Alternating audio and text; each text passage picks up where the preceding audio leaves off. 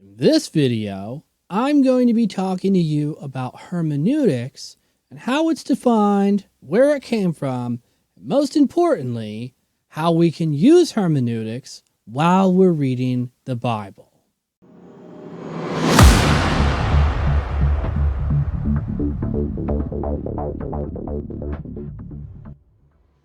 Hi there, welcome to my channel. My name is Adam Jordan Clark, and today I'm going to be talking to you about hermeneutics, where they come from, how they're defined, and how we can use them while we're reading the Bible.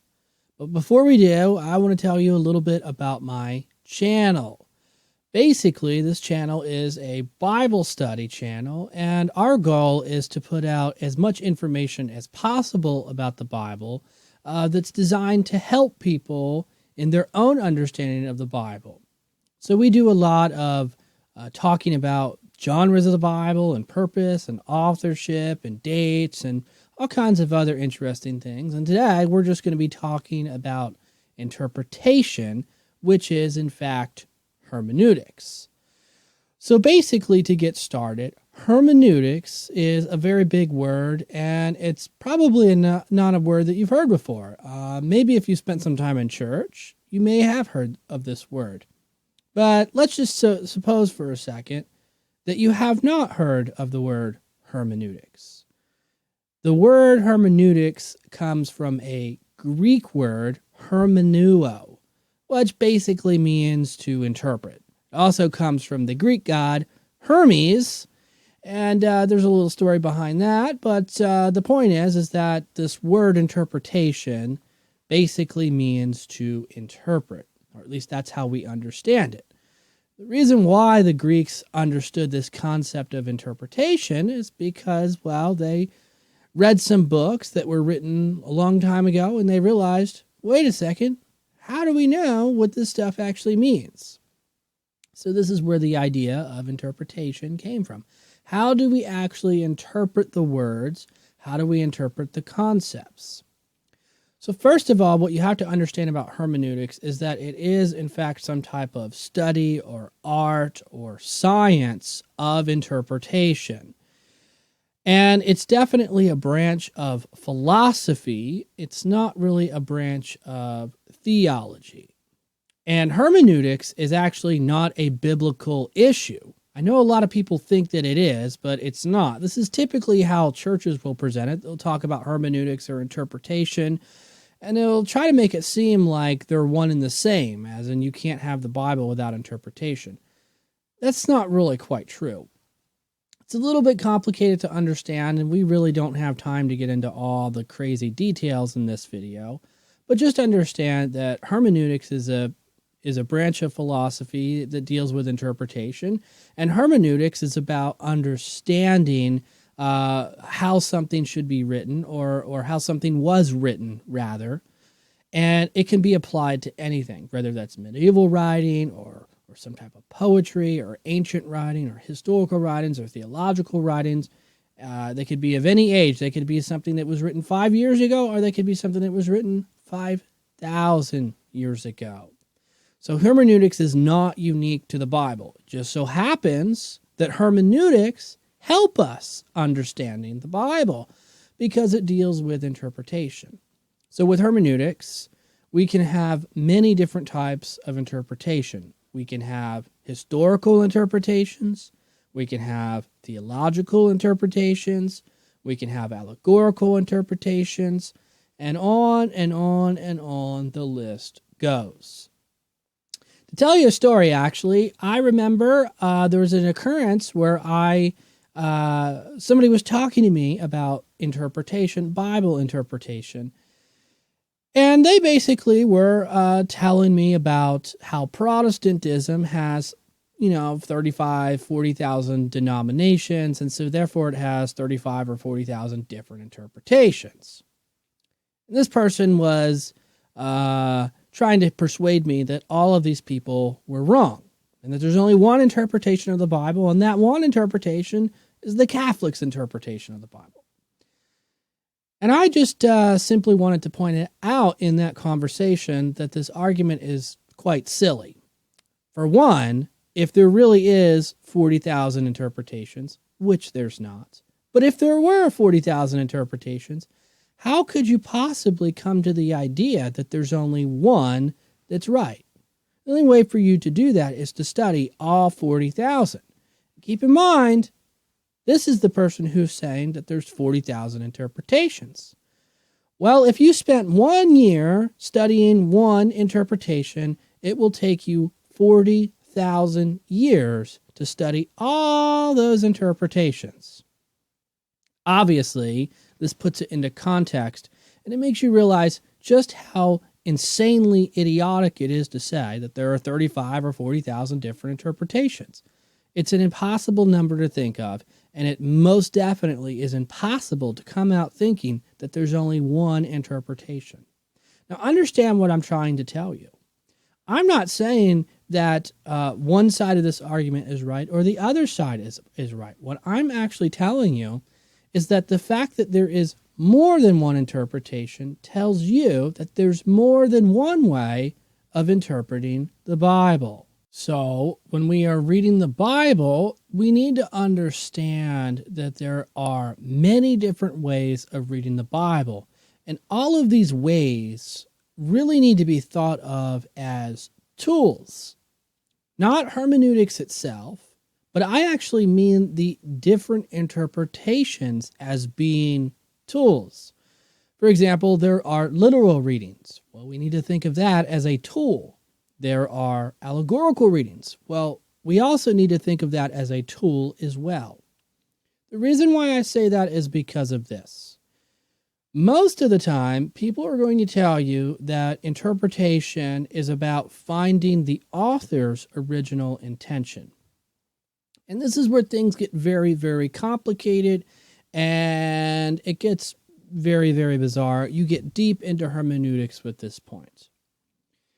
But here's the thing. Let's suppose for a second that you come across a passage in the Bible that is actually written literally, as in you read it and the words are written and intended to be literal.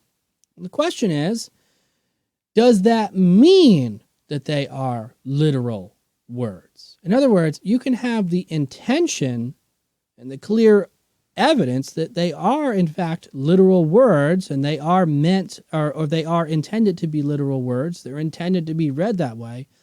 But does that mean that the author meant for them to be that way? This is why you have to understand interpretation in some sort of a way of being tools. For example, the creation account, the 6-day creation account read in Genesis. When you read it, it reads as a 6 literal day creation, 6 24-hour literal day creation. It is meant or intended rather as a literal reading. It's how it's literally read. That's how it's literally written. The question is, did that author mean for those words to be interpreted in that manner? Well, it could be that he meant them to be taken literally, and that he's literally saying God created the world in 6 days, and he meant God created the world in 6 days. Or it could mean that he intended the words to be literal, but what he meant is for them to be interpreted allegorical, meaning it's symbolic. There's some type of spiritual meaning somewhere in this passage. Maybe it's some type of a parable or something. I'm not saying that's it. What I'm trying to explain to you is that it could be something of that nature. It's very important to understand this stuff, because as you get further into the Bible and you start reading different passages, you're going to come across very complex issues where it seems so clear to be literal, one sense of the passage, and then just a couple of verses later, it could seem to be very spiritual.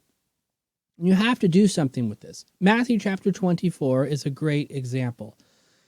The preterists often point to this one stone not being left upon another, and they interpret that to be a physical, literal stone referring to the physical, literal temple, aka the temple was destroyed in Jerusalem and Jesus is predicting it. They also like to think that this generation is actually referring to that generation, because it says this generation, and this generation shall not pass away until all of these things happen. Well, what are all of the things he's referring to? The buildings of Jerusalem being destroyed. So that part's easy. Okay, we can say, oh, well, it's a physical, literal interpretation of these terms. That's great. You read further down in the passage, and it says that Jesus will come back in the clouds, and he'll send us angels and gather the elect into the clouds, and yada, yada, yada, yada. Most preterists tend to view these words as being some type of allegorical reading or spiritual reading, or sometimes they'll use the phrase judgment language. Well, here's the problem of interpretation. This is why you need hermeneutics. You can read one passage and it could be very literal and it makes sense to you. Just a couple of verses later, it could be spiritual and might not make sense to you at all. I'm not saying the preterists are right. What I'm trying to explain to you is that you need to view different interpretations as tools, because sometimes things are literal and other times they're not literal. And the preterists are not the only ones who have this problem in Matthew chapter 24. In fact, the futurists, or people who are often called futurists, have the same exact problem as well. They can't make up their mind on what they mean by this generation. They can't make up their mind about what they mean by this stone. And they can't make up their mind about what they mean about the gathering of the elect. I mean, they just really can't make up their mind. And it's not because they're doctrinally confused or theologically confused. It's because when they're reading the text, they realize that there are these problems. They need hermeneutics. They need the ability to interpret the words that they're reading. And they're having a problem of the author intention and the meaning. Because one of the things you have to understand about Matthew's gospel is that it's actually written after 70 AD, and he is writing with the knowledge of the destruction of Jerusalem. And he's probably writing with the knowledge of Paul's teaching about the rapture or the second coming or the wrath of God that would be poured out on earth.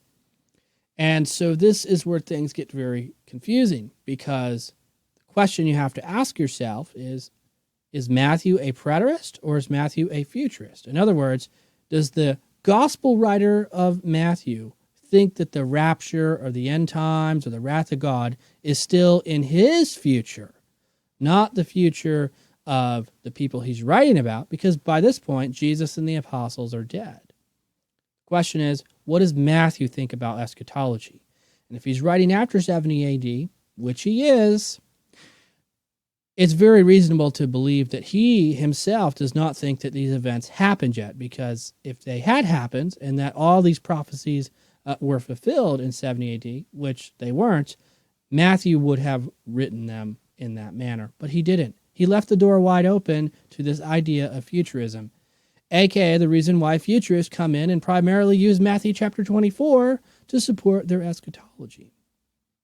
I mention this as an illustration to simply explain to you the need for hermeneutics and the ability to understand the usefulness of hermeneutics. You need to think of different interpretations as tools to help you better understand the text.